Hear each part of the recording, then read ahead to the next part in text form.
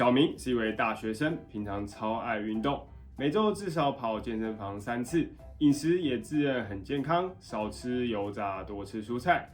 有一天，他因为身体有些小状况去做健康检查，结果报告出来，医生告诉他，他的饭前血糖已经超标到糖尿病前期的标准，再不注意，很快就会变成真正的糖尿病患者。小明完全傻眼，心想：我这么健康都去运动，怎么可能会这样？仔细了解之后，才发现问题其实出现在他每天不离手的健康饮品。你的饮食习惯是不是也偷偷藏着让血糖飙升的地雷呢？今天我们不谈复杂的医学术语，而是要一起揭开5个你可能从未注意却容易让血糖升高的隐藏陷阱。无论你是想预防糖尿病，还是在控糖的路上，今天内容都是你的胰脏救星，因为我们每天吃进去的每一口食物，都在悄悄决定你10年、20年后的健康。准备好了吗？那我们开始吧。嗨，大家好，欢迎来到宽宽医师的频道，我是肾脏科宽宽医师，一起关心你我肾脏健康。我一直强调极简护肾，护肾并不复杂。我们不需要依赖神奇的产品或繁琐的疗法，只要简单的改变一些生活习惯，就能守护肾脏健康。点击说明栏下载护肾手册，用最简单的方法让肾脏更健康。在揭开血糖地雷之前，我们先快速了解一下身体的运作机制。想象一下，你吃下去的碳水化合物，就像一大堆还没有拆封的食物包裹。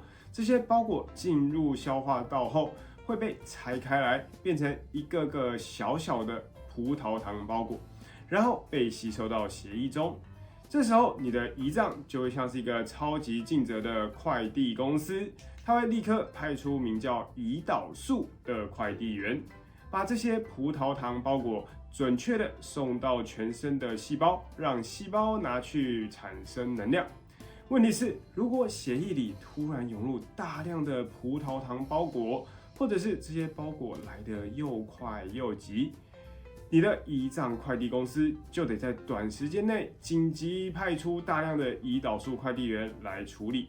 长期下来，这家公司就会过劳、疲惫，最终导致胰脏分泌胰岛素的功能下降，血糖自然就会居高不下。所以要避免胰脏快递公司过劳的关键，就是不要摄取过多或太快被吸收的碳水化合物和糖分。特别要注意的是，在3大营养素中，碳水化合物对餐后血糖的影响高达约90%。那些单纯的糖类，像是葡萄糖、果糖、砂糖，它们分解又快速，能让血糖像坐云霄飞车一样快速飙升。这是我们特别需要留意的地方。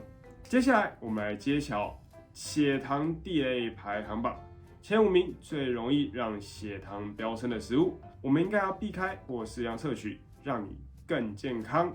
第1名，习惯喝含糖饮料。让我们先来看看张小姐的故事。张小姐觉得自己生活很忙碌，没时间吃水果，所以每天早餐和晚餐都会喝一杯号称100%纯天然的综合果汁。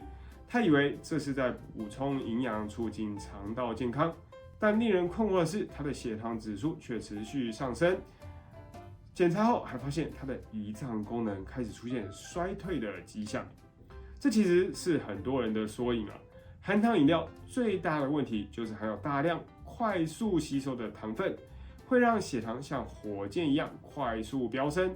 根据卫福部的建议，成人每日添加糖不宜超过总热量10%，以1天2000大卡计算，添加糖应该低于50公克，也就是少于10颗方糖，因为每颗方糖大约是5公克。举例来说，一杯700毫升的全糖珍珠奶茶就含有62公克的糖，已经超过1天添加糖的建议上限。而另外500毫升的可乐大约就含有10到14颗方糖，运动饮料大概含7到11颗方糖，而100%果汁200毫升大约就含有3到5颗方糖。所以这边提醒大家，喝含糖饮料很容易超标。长期大量喝含糖饮料，有些人可能会出现保特瓶症候群。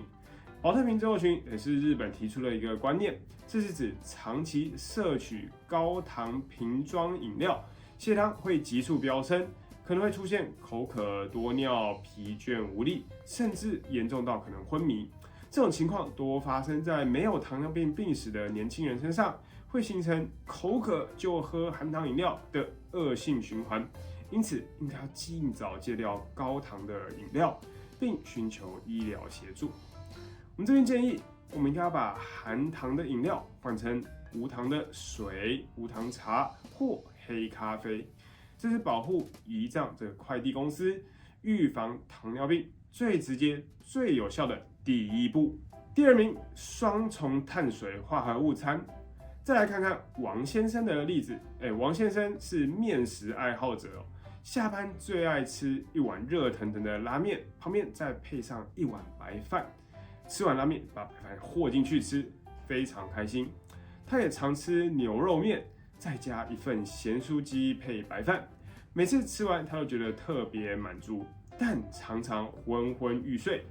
这几年体重和腰围悄悄增加，健康检查也显示血糖的值慢慢升高。这就是典型的双重碳水化合物餐啊！一餐饭中摄取2种以上的主食，像是拉面配白饭、汉堡配薯条、面包配饭团，会让碳水化合物严重超标。想象一下，你的胰脏快递员刚把一批面条包裹送完，还没喘口气，又来了一批米饭包裹，他简直快要崩溃了。不仅营养不均衡，也会让血糖急速飙升。建议一餐只选择1种主食，如果今天想吃面，就专心享受面食的美味，米饭就留到下次吧。第3名，甜面包。李太太每天早上赶着上班，为了方便，她常常在通勤路上买一个香甜的菠萝面包或红豆面包当早餐。她觉得吃甜面包比油腻的早餐健康，也省时间。但一段时间后，她发现自己明明没有暴饮暴食，体重却悄悄上升，上午还常常感觉到疲倦、精神不济。其实甜面包虽然很方便，但它是碳水化合物和脂肪的超级聚合体。简单来说，甜面包就是一颗高糖高油脂的炸弹。单吃甜面包，营养非常不均衡啊，很容易让血糖快速飙升，还可能导致发胖。研究显示，单纯吃碳水化合物比碳水化合物搭配蛋白质更容易造成血糖飙高。换句话说，只是甜面包，血糖可能瞬间就会冲上去。因此，我们建议可以把甜面包当作点心，而不是正餐，也要控制好吃的分量。如果真的追求快速早餐，可以选择含蛋白质和蔬菜的三明治或贝果，例如鸡蛋沙拉和三明治，或搭配鲔鱼蔬菜的三明治。血糖上升就会更平稳，也更营养均衡。第4名，零食与冰淇淋。陈同学是大学生，课业压力大，总觉得下午需要吃甜食来提神，于是每天他都习惯吃饼干，或到福利社买支冰淇淋。有时候晚上读书饿了，还会再吃一点洋芋片。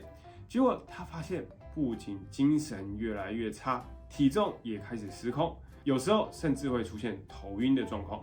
零食和冰淇淋的诱惑是很多人都无法抗拒的，它们糖分高，如果每天餐间习惯性吃，血糖会一直处于高点徘徊，根本没有回到正常的机会。更糟糕的是，如果是在餐与餐之间吃零食，血糖在尚未下降时又再度升高，对胰脏简直是永无止境的加班啊！因此，我们建议，如果真的想吃零食，建议在餐后少量享用即可，避免在餐与餐之间进食。而更好的替代方案是选择低糖、富含纤维的水果，例如草莓、水梨、蓝莓、水蜜桃或葡萄柚，不仅可以满足口腹之欲，还能提供维生素和饱足感。不过分量的控制还是很重要的。第5名，面食。赵阿姨退休之后，生活很悠闲，喜欢到处品尝各地的美食，尤其热爱各种面食啊，像是拉面、意大利面、乌龙面。她发现这些面食吃起来滑顺，又快速，不知不觉中就可以吃下1大碗甚至2碗。然而，她最近注意到自己的体力越来越差，常常感到疲惫。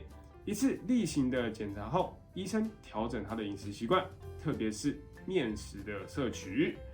其实面食本身并非万恶啊，但有几个特性让它容易变成血糖地雷。首先，面食是碳水化合物比例非常的高。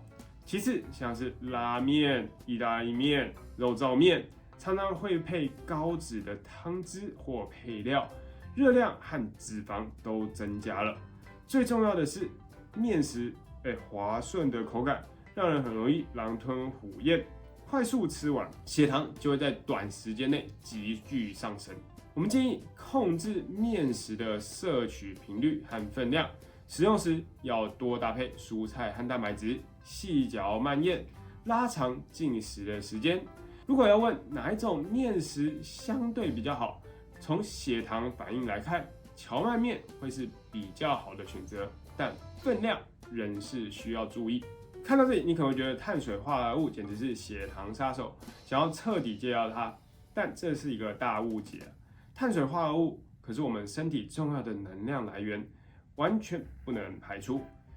小李的例子就很典型。小李听说碳水化合物会升高血糖，于是下定决心不吃米饭、面条，只吃大量的肉类、鱼类和蔬菜。起初，他的血糖确实快速下降，体重也减轻了。但没多久，他开始出现高血脂、尿酸升高，甚至心情也变得更容易暴躁。这告诉我们，如果极端减少碳水化合物，很可能会造成蛋白质、脂肪或盐分摄取过多，反而增加高血脂、高血压、高尿酸等风险。健康的关键永远是均衡饮食，适量摄取。如果不确定自己的饮食分量和搭配是否得宜，建议找专业的医师或营养师，他们能给你个人化的饮食建议。总结一下今天内容，今天我们一起揭开5个最容易让血糖恶化的饮食习惯地雷。第1名，习惯喝含糖饮料；第2名，双重碳水化合物餐；第3名，甜面包；第4名，零食与冰淇淋；第5名，面食。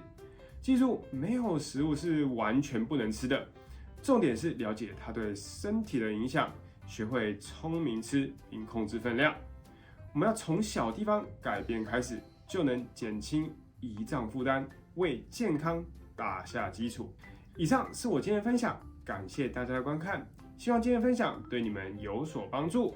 如果喜欢我的内容，欢迎按赞、订阅、分享、开启小铃铛。我是肾脏科宽宽医师，一起关心你我肾脏的健康。我们下次见，拜拜。